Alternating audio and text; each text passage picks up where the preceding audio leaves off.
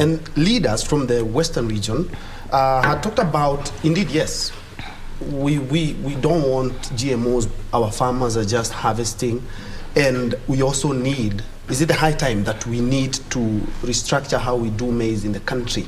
You know, NCPB, the farmer knows that after 100 bags or 50 bags or 10 bags I have, I can take to NCPB. When will it come to a point that the market forces could determine how maize is in the country? They sell directly to millers. Do you think maybe that would be a solution? The farmers have still the option to sell to millers.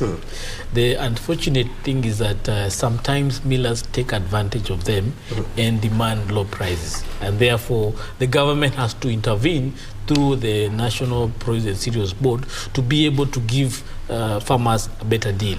And that's why you keep hearing in Northern Rift, they keep demanding, we want our maize to be bought at this price. But it's not that the millers or the brokers are not in place to buy that maize at whatever price.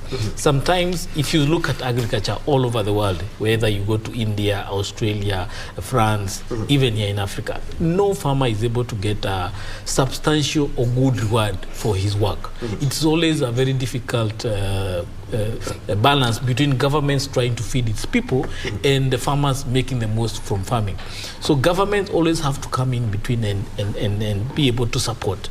Unfortunately, in this country, that space that the government is supposed to help is occupied by cartels, who in this case are called millers, who in case these are politicians, who in this case are financiers or trade commodity financiers, who want to make the most out of this space between the farmer and the consumer.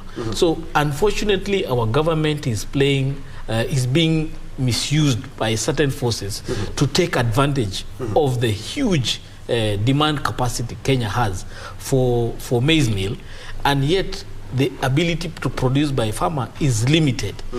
Maybe it's limited by the fact that the government is also not investing in terms of supporting the farmers. We have devolved farming to county governments. What are the county governments to helping in terms of empowering our farmers so they can produce as much?